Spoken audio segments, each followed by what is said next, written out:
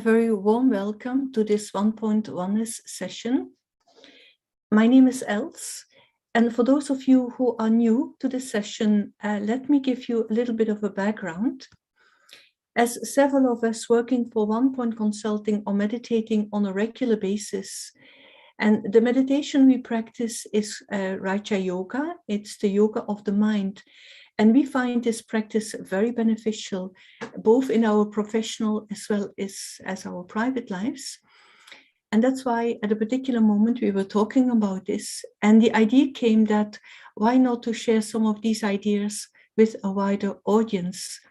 And that was in fact the start of the project. What we do is every Friday, we invite an experienced meditator and we ask him or her to share their ideas or their thoughts about a particular topic, but also to guide us into a short meditation. So far, we have had more than 70 guest speakers, both from the UK as well as from abroad. All these sessions have been recorded and are available on YouTube. So today I'm very, very pleased to welcome Neville Hodgkinson, who joins us from Wording. Neville is an author and journalist, and he specialized for most of his career in writing about medicine and health. He has written several books, such as Will to be Well, The Teachings of Dadi Janki. Another one was The Real Alternative Medicine. And then another one, I Know How to Live, I Know How to Die. Neville was married to Liz Hodgkinson for 25 years. Liz is also a journalist and author, and they have 2 sons and 5 grandchildren. So I'm really very pleased to welcome Neville. And the topic for today is the path to inner freedom, being me. So I hand over to you, Neville. Welcome. Thank you very much, Els, and hello to everybody. It's great to be given a chance to share something of the benefits that have come from quite a long-term practice of meditation in my case. The meditation that I have taken so much benefit from over these years is based on some very simple ideas. The first one is that the original nature, the sort of core of our being, is an experience of peace. It's a quality that is intrinsic to all human beings. That's a kind of the understanding that, that this meditation springs from. And it's a power. And when I'm experiencing this power, that I would say is when I'm being me, when that is the true me. And the power expresses itself, other people will feel this, it expresses itself in the form of kindness. I will find myself naturally being more considerate and compassionate when I'm in my power in that way. And I think everybody knows that feeling. It's, in a sense, it's intrinsic to humanity. Our humanity is this power. It's a fundamental nature. It is the real me. It's like an energy that shines from inside to out. So instead of being hungry for energy from outside stimuli, it's a more giving mode of being. And when you feel full in this way, it's easy and natural to be benevolent. I think all human beings have this quality in common, and we feel happiest when we're experiencing this state of being. I hope you would agree with that. In common parlance, it's perhaps, you know, the experience that, like, you enter a gathering where you don't really feel as if you can be yourself, and you're maintaining an effort to mix and to say the right things, And then when you step away from that, you breathe a sigh of relief and think, phew, I can be myself again. You know, it's like that. But quite often, obviously, we know that the mind runs away with us into thoughts and feelings that are anything but peaceful. Insecurities and worries, fears, anxiety. And sometimes these things really take a grip on us, such that they may keep us awake at night, they may be draining our energy during the day. And thoughts, patterns of this kind get in the way, absolutely, fundamentally get in the way of that state of freedom that I was describing as being the real me. It's as though we become slaves to these alien thought patterns. The poet and artist William Blake described it as mind-forged manacles, a beautiful expression for this sense of the loss of freedom that we experience when we're in the grip of these other thought patterns. So the goal of meditation, probably, I think one could say it's definitely a goal within all forms of meditation, is to sidestep those patterns, to diminish their influence on us, and preferably to step right past them. And people do this in a variety of ways. We've heard a lot about being present. You know, when you really focus on the present, when you hold the present moment in your mind, it allows worries and thoughts of the past and future to fade into the background. People focus on their breathing as a means of ensuring that you have a smooth, easy breathing pattern, which not only has physiological effects, like changing the acid-alkaline balance in your blood, but also means that you're giving yourself, through that focus, you're giving yourself a relief from those mind-forged manacles. And people do the same. There are mantras that people repeat in their minds to focus. In Christianity, there's the rosary that people just sort of keep turning the rosary. All of these practices, and chanting too is another thing that actually I came across quite early in my own search for some way of becoming freer than I was. Chanting is another method.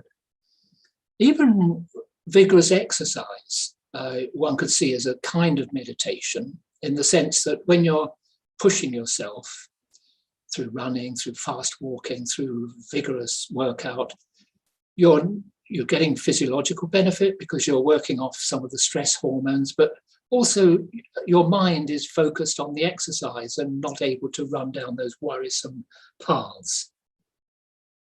So all of these various methods have this same kind of aim in common, to sidestep those constraints on our freedom. The method that I've used over these years, which, as Els mentioned, is called Raj Yoga, which means like a royal union. It's to embrace thoughts, actually to embrace thoughts that lead me into a silent inner space. It actually goes quite deep. It's like practicing a different consciousness, fundamental awareness from the one that causes me problems. And I can say a bit more about that. A key step that I heard about right at the beginning when I was doing this practice, but which actually it's a lifelong effort to make it really real, really deeply understood. A key step is to consider myself a non-physical being of consciousness. One of the things that's helped me more recently was finding that within science, there is what they call a consciousness-based paradigm of reality, that they call it also post-materialist science, where the material world is seen as secondary to some mind-like quality at the root of existence. And the way I was taught this was, consider yourself to be a soul, a non-physical entity, as a kind of individuated consciousness who plays a part on the stage of the world, as Shakespeare intuited, through this body, as an actor has a part in a play, perhaps wearing different costumes.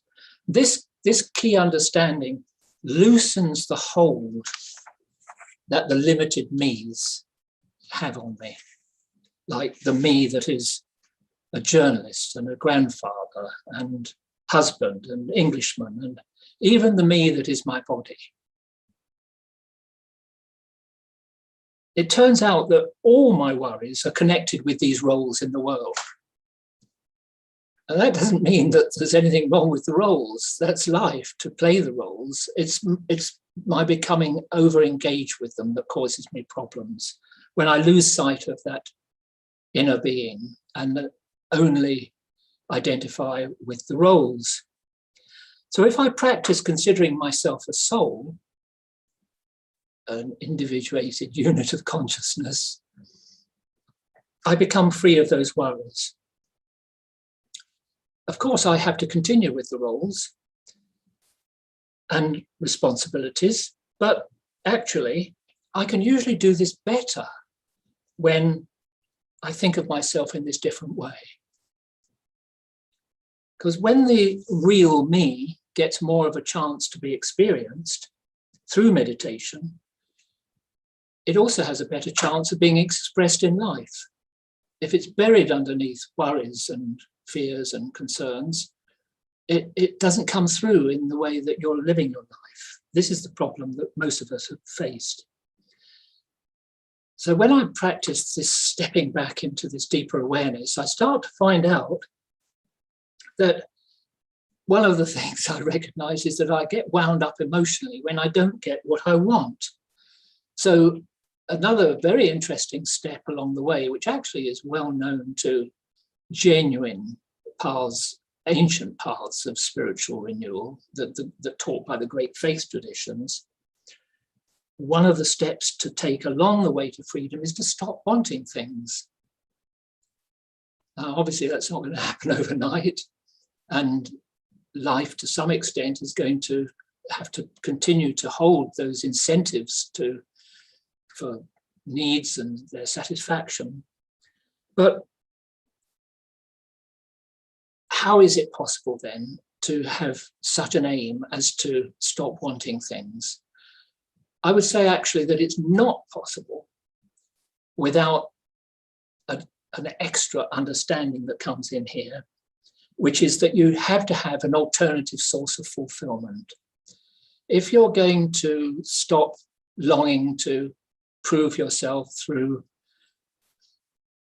mega performance at work, through being a fantastic lover, through being an amazing grandparent, through seeing your grandchildren or your children doing amazing things, all of these desires, strong desires, can actually end up distorting the way you relate to them, and they can be counterproductive. But you need an alternative source of fulfillment to drop these habits of mind. And that's where the divine comes in. When I give myself a chance to be still,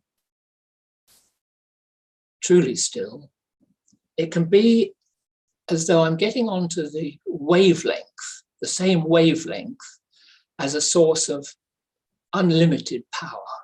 Power not in the sense of physical power, but power in the sense of my battery becoming fully charged with this inner power of well-being and charitableness, benevolence. It's phenomenal how this happens. So I am originally that benevolent being.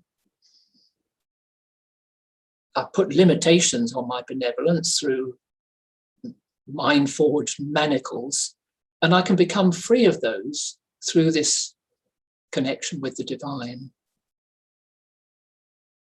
I know many of us, when it's almost like an ethic to forget about claims of divine territory and focus on the here and now, the practical, the everyday, the material, that which can be counted and touched and is solid. But actually, we must bring back that element of the divine into our lives. I've come to this conclusion from having been quite a strong materialist. It's like I'm tapping into a source of strength that's bigger than myself. So to make that work, there are quite a variety of mental tools that help, many in fact, and there's a lot of wisdom in all sorts of, the things that you can watch on YouTube about gratitude and attitudes of empowerment and things like that. There's telling yourself that there's a benefit in everything. That's a very old saying. But I've come to see the truth of it, actually. Obviously, you can't say that there's benefit in everything in terms of some of the tragedies that happen. But if you step back and you make your attitude and awareness more all-embracing, so that you're looking at the long view of things, you can start to see how things that seemed like stumbling blocks can turn into stepping stones. Things that seemed like the end of the world can suddenly free you. A loss which seemed absolutely so intense that you'd never recover your equanimity again. As you get over it, you can suddenly realize that previously was another of those manacles, the way you were thinking about that person or role, and that when you're free of that manacle, you can taste the joy in life that was not available to you previously. So when you start to work on freeing the real me, the soul, then you learn that losses and setbacks at the physical level can actually free me from worry once I accept the change. And even when I'm hurt by the sorrow I see around me, it's actually wise not to allow that hurt to become chronic and go deep. That just disempowers you. You become a part of the problem. Instead, if you kind of remind yourself of ancient wisdom, like the biblical saying, and it came to pass, everything comes to pass. And also that there's a kind of cosmic order. Meditators get a feeling when they step back that there is a kind of cosmic order to things. And reminding yourself of that also makes a difference in helping you to maintain that inner freedom in which you feel that you can really be you. I can really be me.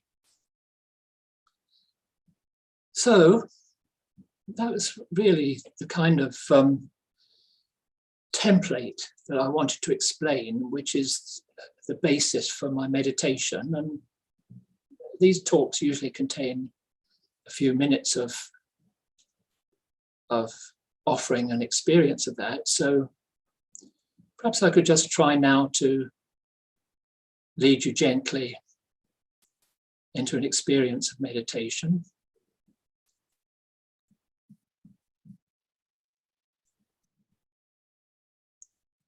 I turn my thoughts and feelings inwards. I turn my thoughts and feelings inwards. I see myself as a being of light, of consciousness.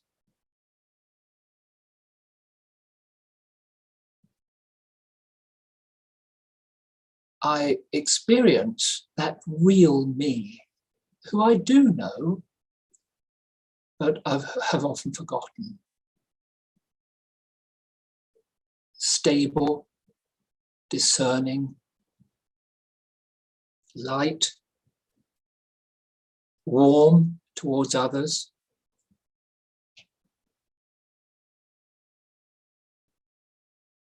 I feel myself connecting to the seed of this elevated consciousness. This consciousness that is natural to me, and which, when I get on that wavelength of truth, is amplified by this yoga, this sense of connection to a higher power, a power of unlimited benevolence.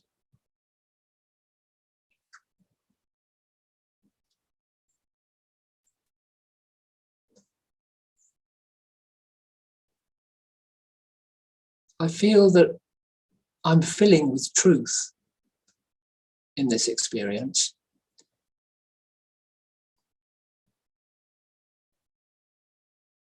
And I know that this truth is coming from that seed or source. It doesn't feed the limited me.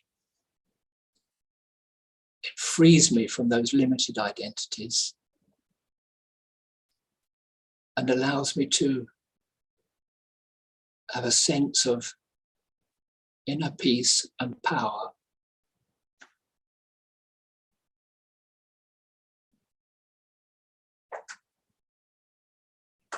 There's freedom, there's resilience.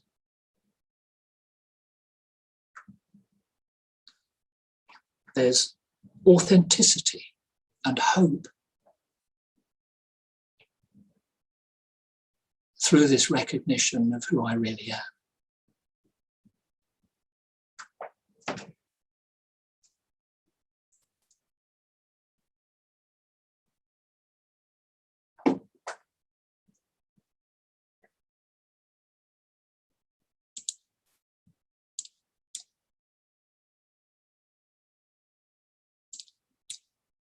It's really so simple.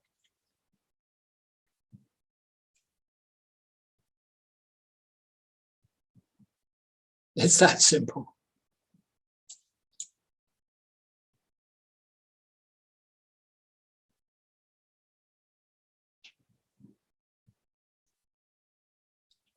When I return to this practice again and again, gradually my whole outlook becomes more positive.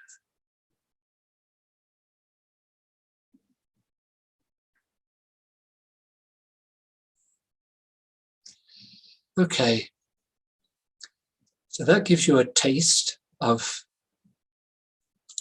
the feeling that I'm trying to explain. And something else comes to mind that, do you remember there was a song decades back, "It takes a worried man to sing a worried song"? In my youth, it was sung by Lonnie Donegan. I think Pete Seeger did a version more recently. But it goes, "It takes a worried man to sing a worried song.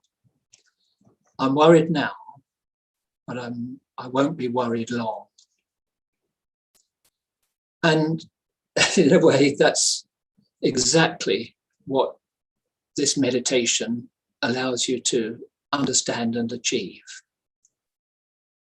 We've all developed those mind-forged manacles to different degrees and in different areas. But we can shed them through the kind of simple process of experience and understanding that I've been describing and that you hear about regularly on these Onepoint Oneness talks.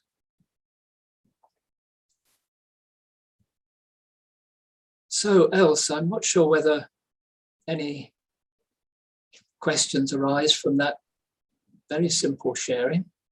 Yes, I have one question actually, Neville. You talk about we lose our inner freedom when we get into the grip of these alien thoughts, these alien emotions like fear, worry, anxiety, all of that. And that's why the practice of meditation is so important.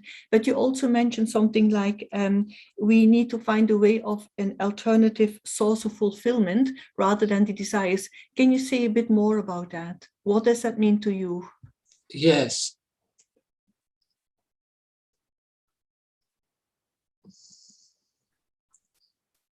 To begin with, I experienced this when I came into the company of very practiced yogis from India. India is the home of the most ancient civilization. It's partly because it's so ancient, it also today contains enormous contrasts between the highest and the lowest. But it has this wisdom, this spiritual wisdom, and these yogis, through their eyes and their vibrations, they showed me that there was this higher power. And when I came into their contact, even though I didn't understand concepts like the soul at that time, I felt this strengthening of my own being. It sort of bypassed my own intellect and my own materialism. So that was my awakening. But they would always say, it's not us. We are simply sharing what we have received through our connection to this incorporeal source, this non-physical source. We're human beings who filled ourselves with happiness and peace through this yoga with a supreme source of this beautiful energy of truth. And this would be the one that, in many of the religious traditions would have been referred to as God. But they perhaps knew that because of my scientific orientation, especially when I started this, and I still have so much respect for science and its potential. But many of us in the West have developed a distaste for religiosity, for people who claimed to, in the name of God, to be punishing children or invading other countries. And that is not God. But there is something at the core of this longing present in humanity for thousands of years to find that source of love and peace and truth. And I feel that that is coming back into the world right now. It's as if there is a supreme light that is actually bringing light back into the world at a time of great darkness, great stupidity, many, many errors that we're making on a global scale.